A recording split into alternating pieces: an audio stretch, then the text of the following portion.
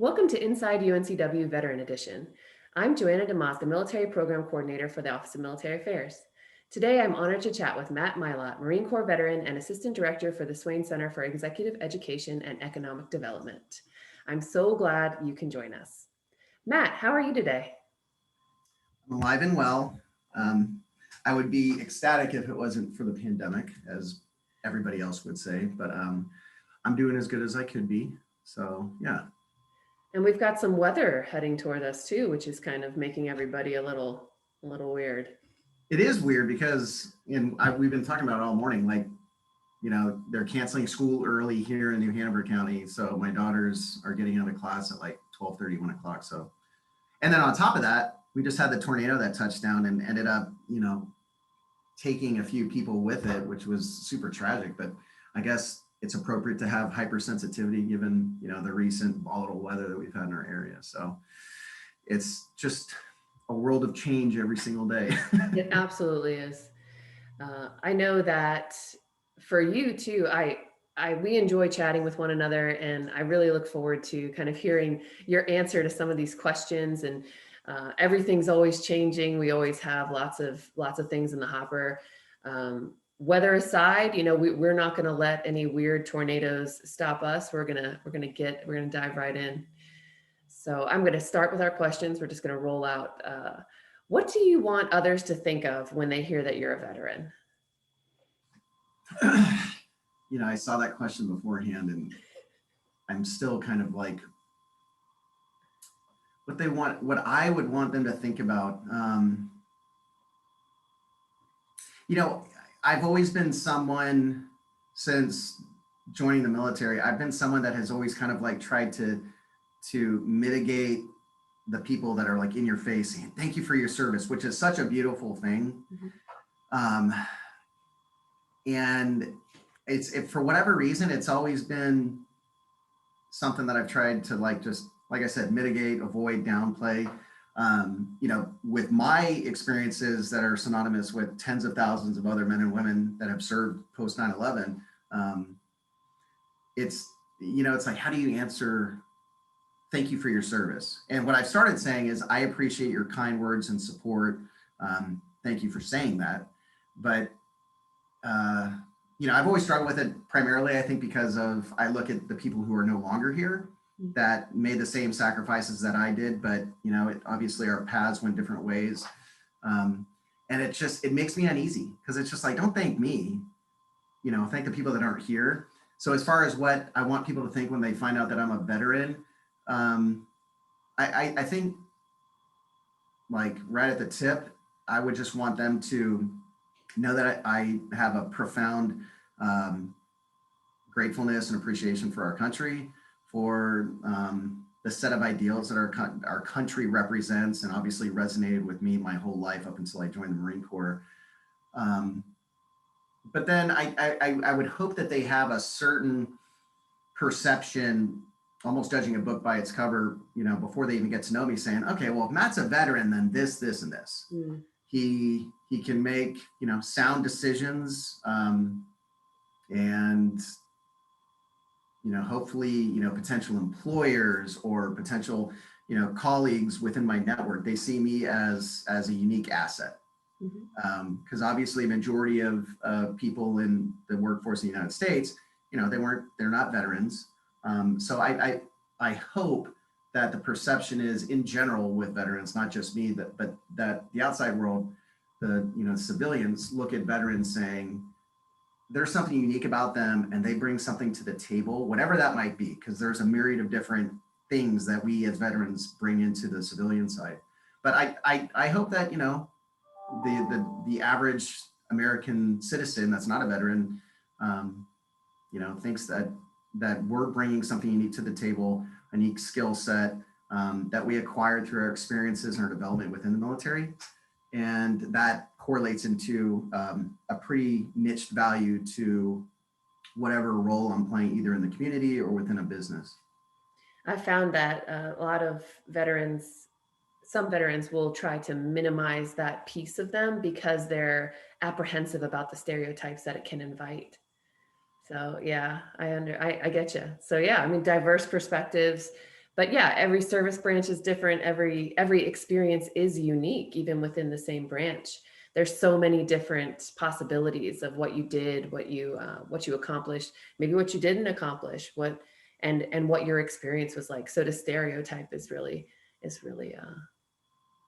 unfounded and shouldn't be done. So yeah, I love Well, I love your response. yes, that resonates with me. And to what you just said, you brought up another perspective. When people look at me specifically as a veteran, there's a reason why I chose the Marine Corps as opposed to any of the other services.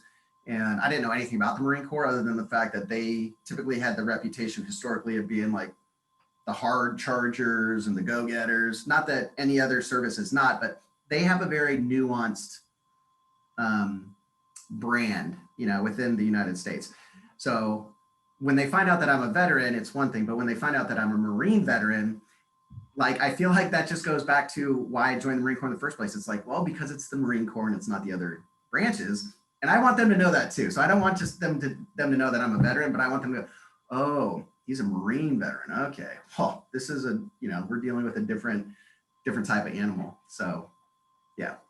I love that you are just addressing all of my questions before they even come up, because that was the next one. Why did you join? And so you love the Marine Corps did a great job of marketing to you and to the entire United States. And that's why you chose the Marine Corps. And good for you. And I'll be honest, in addition to the reputation that the Marine Corps has, really the only reason why I joined was because I saw a dress blue uniform and I was like, that's pretty cool looking. And I graduated high school in the late 90s, and my best friend from growing up, he joined right out of high school. He joined the Navy. He went into special warfare, and I spent the next year and a half of my life going through community college in Northern California, totally just like not applying myself. I wasn't going to class really. And meanwhile, Lucas is all over the world, and we would stay in communication very frequently as much as we could. And it was just, it struck me after a year and a half. I was just like, he's out there making a difference. He's pursuing something that he's gifted and passionate about.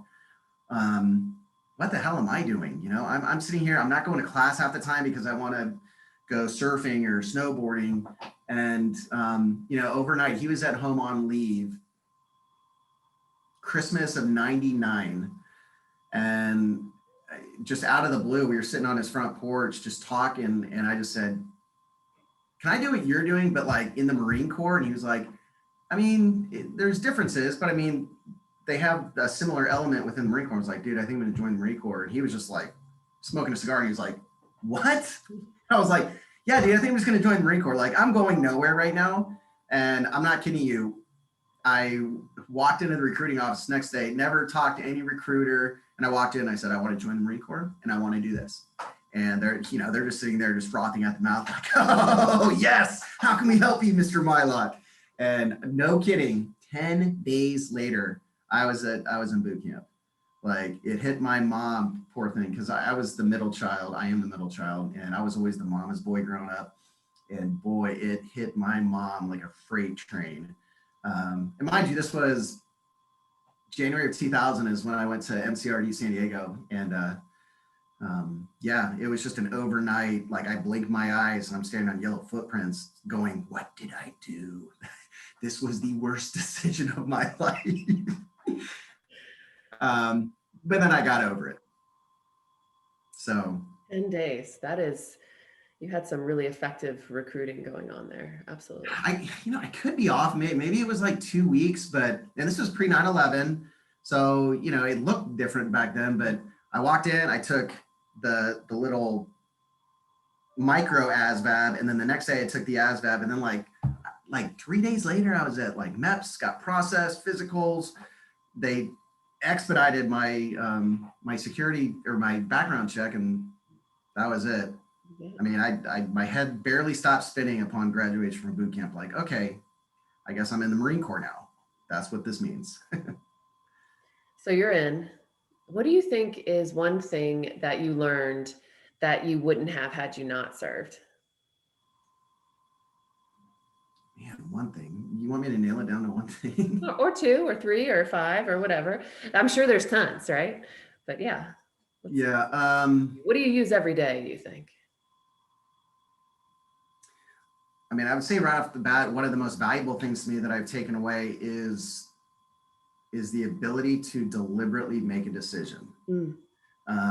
I find that today in my role, having been out of the military now for years, I wouldn't say I'm surrounded, but every day in my personal life, my professional life, I see inefficiencies that I feel like are rooted in individuals lacking the fortitude and the determination to make a decision, move forward, knowing what we know now. There's so much, in the last year, we've talked about this VUCA world, not knowing, it's volatile, it's all over the place. Nobody can know what's going to happen, an hour from now.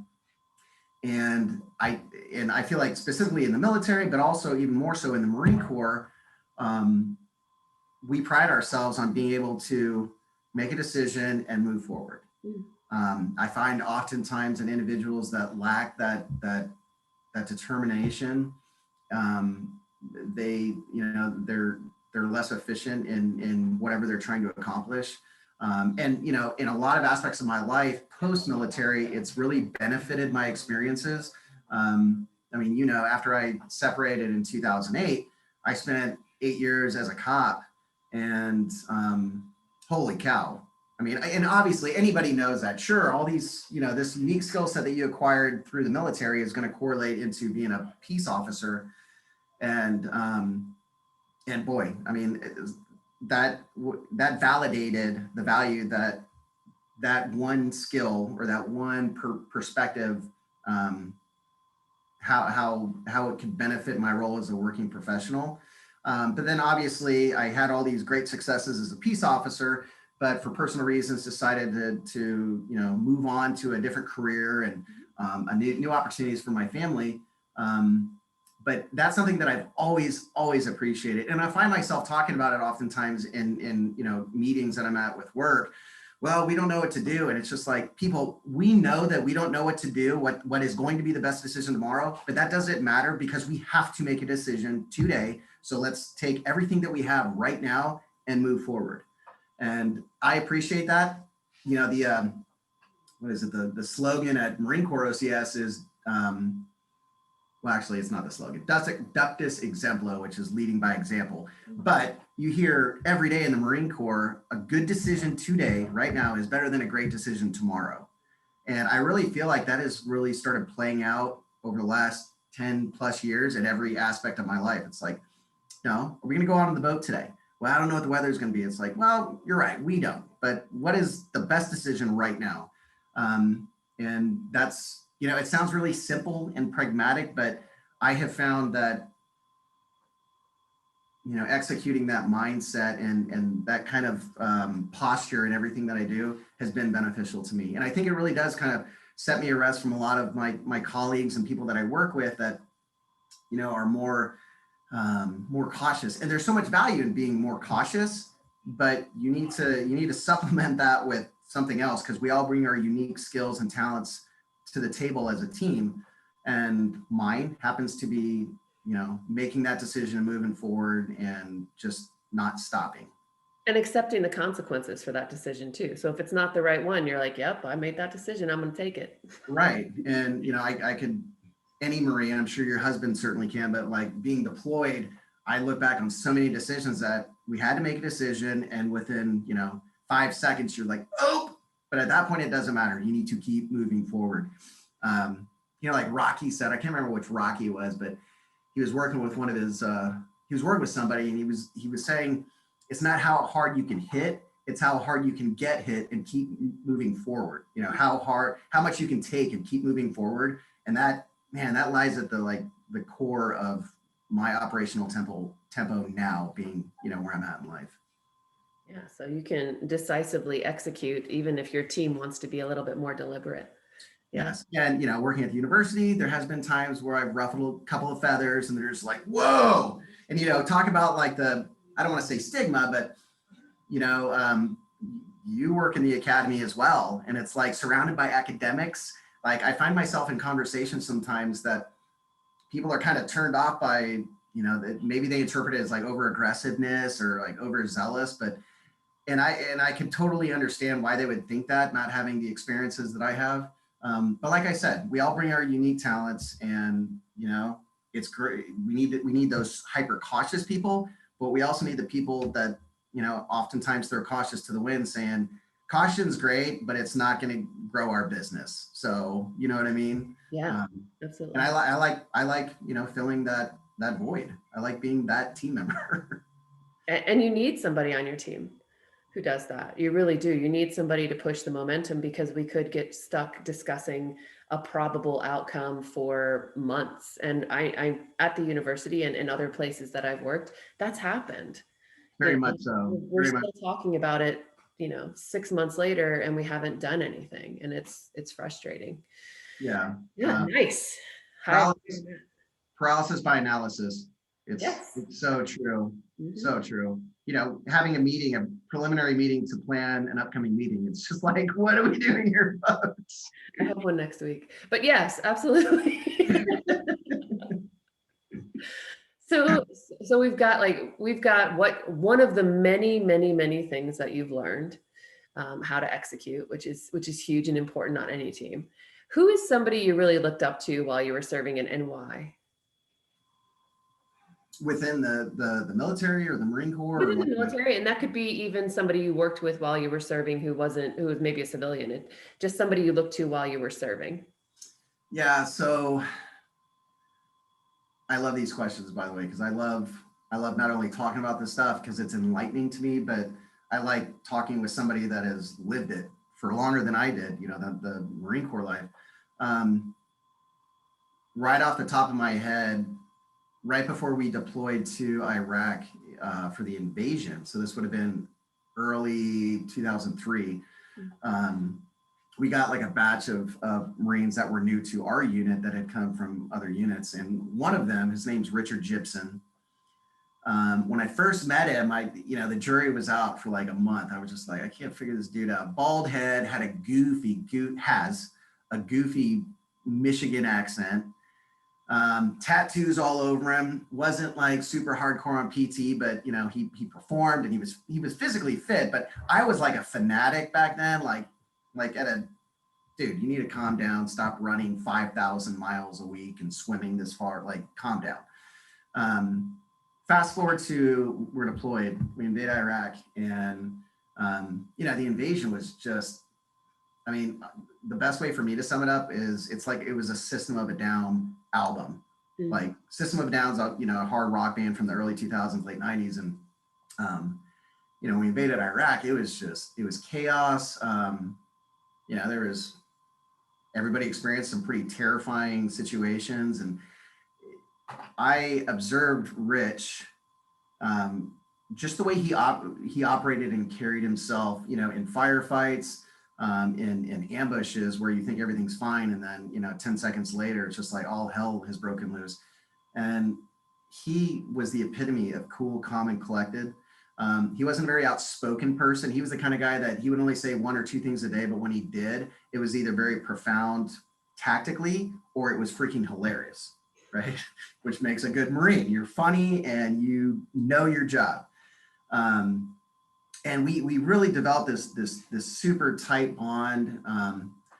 But fast forward to where we're at today in 2021, he separated from the Marine Corps as I believe he was a master sergeant. He went on to deploy, I believe, 4 additional times subsequent to the Iraq invasion. And we lost contact, but about 4 or 5 years ago, out of the blue, my wife says, "Hey, Melissa Gibson, contact, like we've been talking on, social media." And I found out that Richard was being awarded the Navy Cross. And and it was televised. And this was when we were back in California, and it was supposed to be the Secretary of the Navy, but it ended up being like the Undersecretary of the Navy that came and presented him, and his whole command was there, and it was hilarious and humbling, because they read the citation, and it's just exactly what you'd expect, just like with imminent danger and looking at death right in front of you, he executed. He supported his Marines and sailors, under his command, and it gives you chills when you hear it being read. And he gets the opportunity to address the crowd, address the command. And he literally said maybe a dozen words. And with his goofy, kind of docile tone of voice, he was like, well, I didn't do it. I just did my job. It's, the men behind me that made all of this happen. It was a team effort. So thank you. And that's literally all he said. And I stood back and said, the Richard that I started perceiving when I first met him back in 2003, 100% came to fruition. And I just looked at him. I was just like, he was the epitome of selflessness and just, I'm here to do a job, and I'm here to do it at the best of my abilities to accomplish the mission. And looking back on all of my Marine Corps experiences, I would say that Richard Gibson was not only the most gnarly dude that I've personally ever known, but he has so much, I want to say, honestly, wisdom, knowledge, and just his leadership was unbelievable. And I think it, just like stories throughout our nation's history, when you have a leader like that, it becomes intoxicating to your unit. When you're looking up saying, oh, Sergeant Gibson over here, he's keeping his cool. That only betters the mission, betters operational tempo and the mindset that we're all operating on as individuals. So yeah, I hope that makes sense. Absolutely. But, yeah, Richard Gibson, one of the most amazing people I've ever known in my life. And everybody in the country thinks so as well, even the Department of the Navy. So good pick. Good job, Matt. That was an awesome, and I love that story. Goosebumps all over the place. So yeah, thank you for sharing that. That was awesome. So you've you've served with some fantastic people. You've learned how to execute decisively, with some humor, and through some hard things. What do you think the hardest thing things about transitioning to civilian life are or were? Oh, and thus is the big issue. Really just, I would say if I had to narrow it down to one thing, it's finding that personal sense of not only belonging, but what do I bring to the table and what do I want to bring to the table? Mm-hmm. My experiences when I separated from the Marine Corps looked pretty different than a lot of my friends. I had been a ground guy my whole career, and then I was getting ready to make a lateral move and become a pilot. So go to flight school.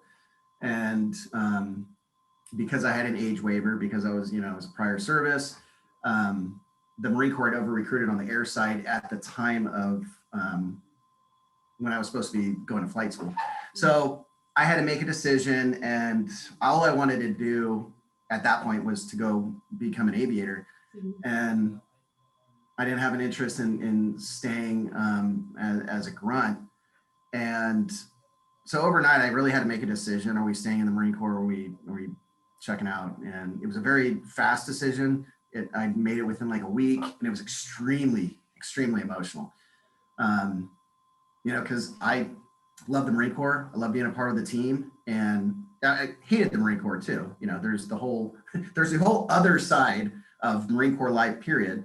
So I made the decision that I thought at the time was best for my family. And it really kind of enveloped, to where I'm at today. I was hit by so many just like things that I was not expecting. Mm. So, leaving Virginia, we moved back to California within a couple of months. And, next, it's like I blinked my eyes, and all of a sudden I'm not in the Marine Corps. I'm back on the West Coast. And I'm sitting there now with a wife and my first daughter going, so what do I do? And, you glamorize it when you're in the military saying, oh, like, at least I did. I was just like, dude, it's gonna be so great when I get out of the Marine Corps. I was planning on retiring, but I just had these like preconceived notions, like in all my experiences up until I joined the Marine Corps, I was a kid. I was 18 when I joined. So it's like I still correlated my civilian experiences with like this, like the way life was when I was 18. I never really thought about that. And then all of a sudden I'm back in the same environment, same area, but it's like I'm not 18. I got a family. And it so caught me off guard the first day I woke up back in California. It was terrifying because I didn't know, and you've heard this a million times, so is everybody else. It's like I didn't know what to do. So I think at the end of the day, the most important thing for me was to find out, who am I, what do I bring to the table, and how am I going to use that to um, to build the vision for my profession and for my family. And it was a struggle. I mean, it was a super struggle. And that's one of the cool things that I really, really enjoy today, is having conversations with individuals that are either soon to be transitioning or have already transitioned, and just hearing these totally unique perspectives and things that they did to really identify, where their sense of belonging is going to be now. Because I, like many, I defined who I was by my profession at the time. Mm-hmm. Like, just like, who is Matt Mylott? Matt Mylott's a Marine. Matt Mylott's a reconnaissance Marine. That's what he is. I mean, don't ask who I am. I'm United States Marine Corps. Mm-hmm. Well, that poses a massive issue the day that you're no longer in the Marine Corps. It's just like, so what's Matt Mylott? And I was just like, what do I do with my hands? And, because I had other friends that had transitioned into law enforcement from the Marine Corps, they were just like, oh, dude, you would be great, man. Just, you need to be sensitive to the fact that there's a unique set of struggles that go into being a peace officer, which I went on to experience. But I think really just identifying, like I said, how am I going to identify myself? And that's something that I was totally oblivious to. And had I known what I know now, my transition experience separating and going back into the civilian world would have looked starkly different than what my transition did look like. It's tough, right? You're spent all this time being just totally immersed in a subculture, right? That doesn't promote individuality and uniqueness. And then you're pushed out into a world where you have to distinguish yourself from your peers. What a transition that is. So yeah. And that's part of one of the reasons why me and two of my close friends have started, some of these personal and professional initiatives, is because we want to shout that from the mountaintop. I want my struggles personally. I want the struggles that I went through going back and transitioning. I want that to be a resource and a tool for people that might be in the middle of transitioning right now, or maybe they've been out for a little bit, but the key elements that we talk about in these conversations about the transition experience, I love, because had I heard my story back in 2008, my transition would have looked different. I didn't even think about it. I was just, like I said, me making a decision today, right now, it's, it doesn't always make things perfect the next day. So, I made a decision and move forward, but there's better ways I could have gone about, not just the decision aspect, but there's other practices that I could have been put into place inside my mind. And as far as like my actual activities go, that would have made, such a more smooth experience. And I think it would have empowered me and positioned me to have a different looking path than what my last 12 years have looked like professionally.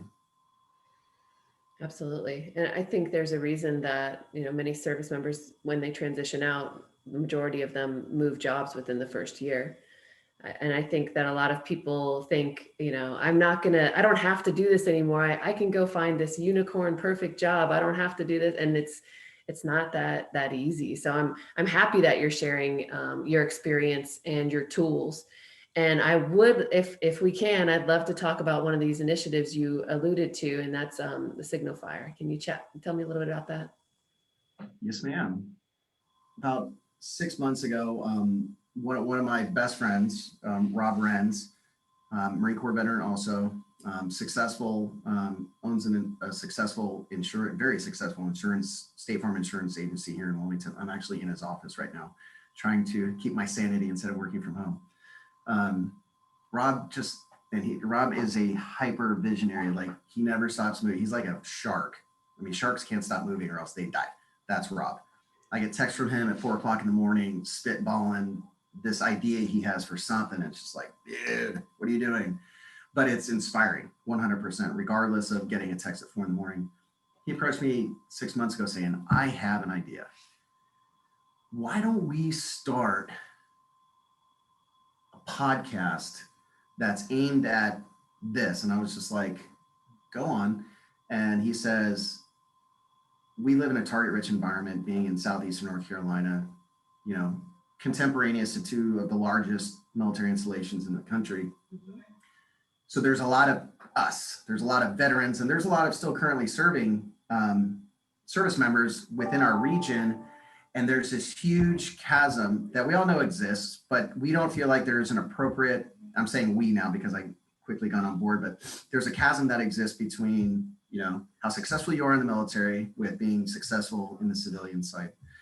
And there's a ton of conversations and associations and organizations that do so much to bring awareness to hire vets, to empowering vets to do this. Vets need homes, vets need, you know, all this different stuff.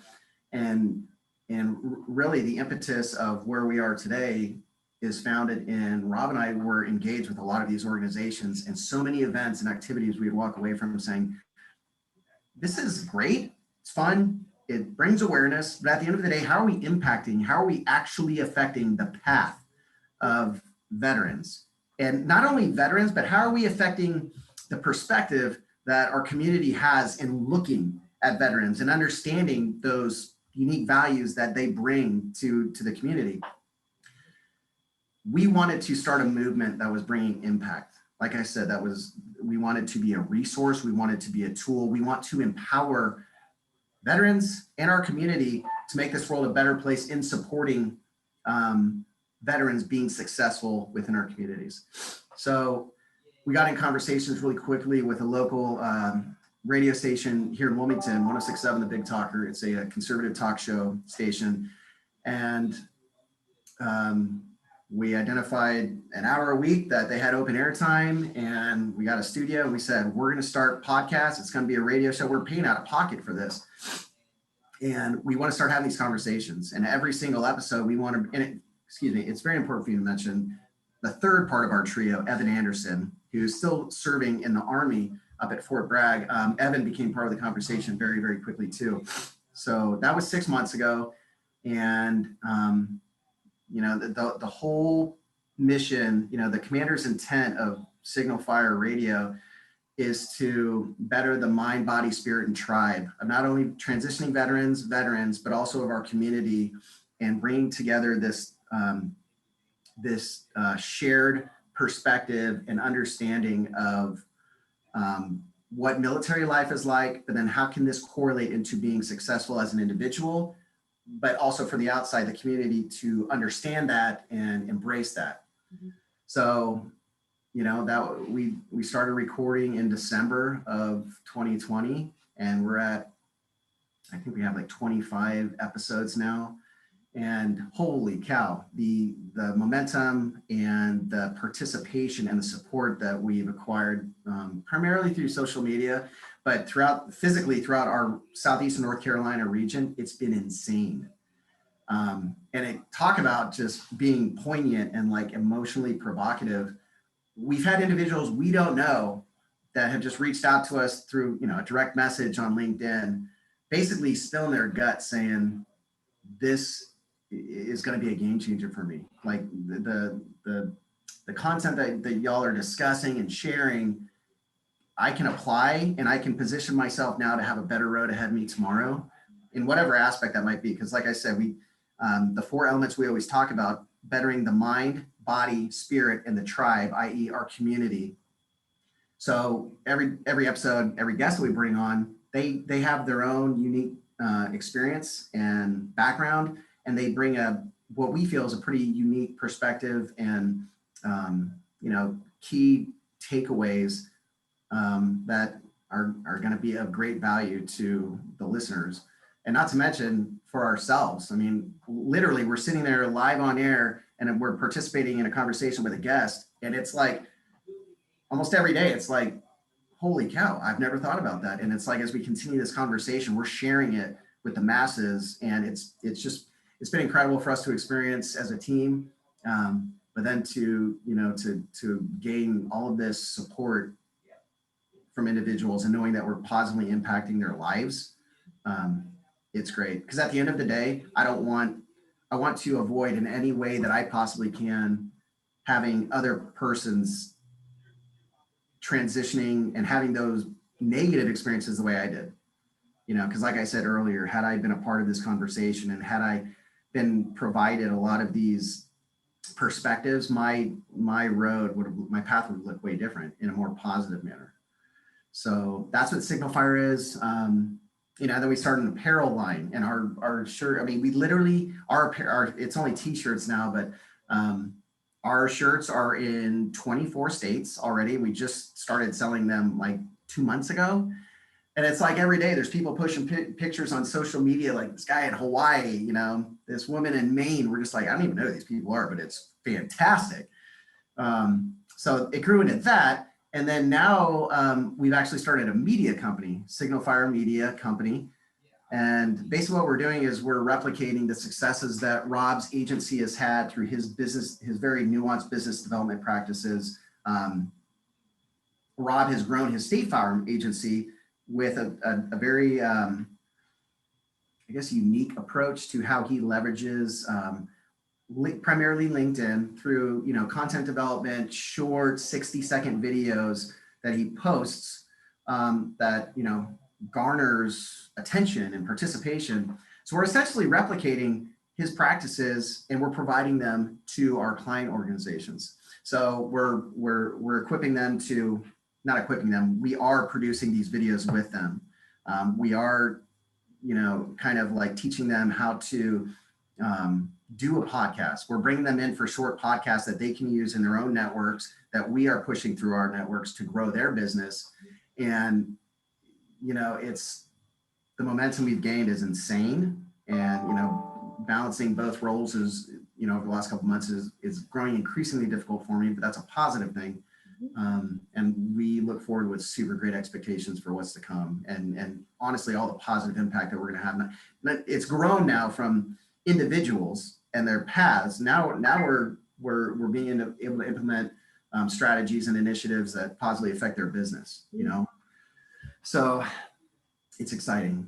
And I'll be totally honest, I'm not a visionary person at all. Like, I hate that I'm not, because I look at people like Rob and I'm just like, dude, like, why did I not think of that? That's a killer idea. Let's do it.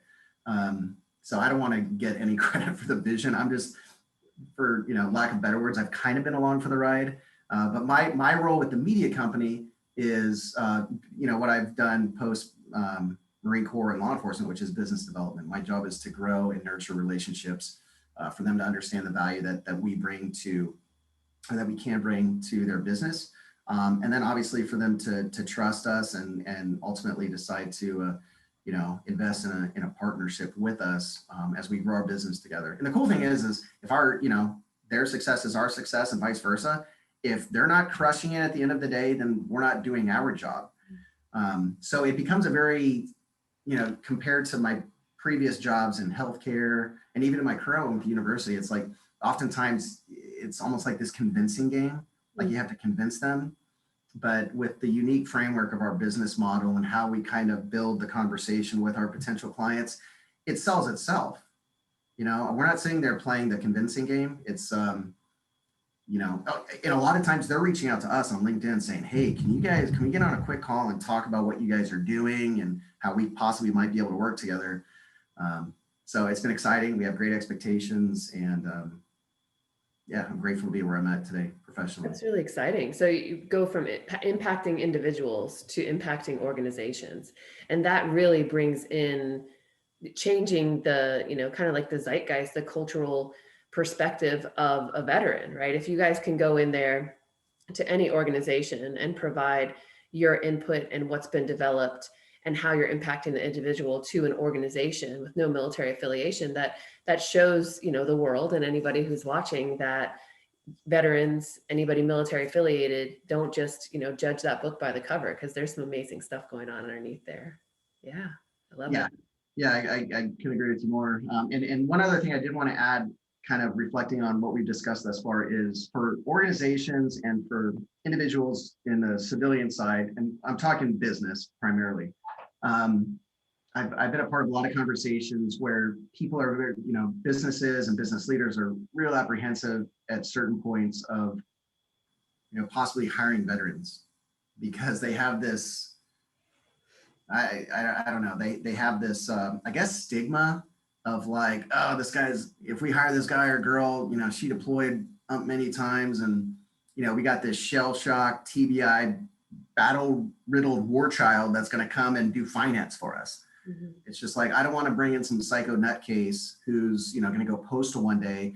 And it's like, if I could say one thing to those individuals that aren't veterans and don't understand the military side, even though, and I went through this myself and I still struggle with it at times, like most veterans, they can come across as kind of, rough around the edges, direct, things that we do and say could get misinterpreted because, people think we're being over aggressive. And I want business leaders to just accept the fact and embrace the fact that even though it looks volatile from the outside, like we got this bull in a china shop that we're potentially considering bringing into the team, that you need to understand what's going on inside the veteran's mind and inside their heart and inside their experiences and basically the evolution that they're in the middle of if they're freshly out of the military.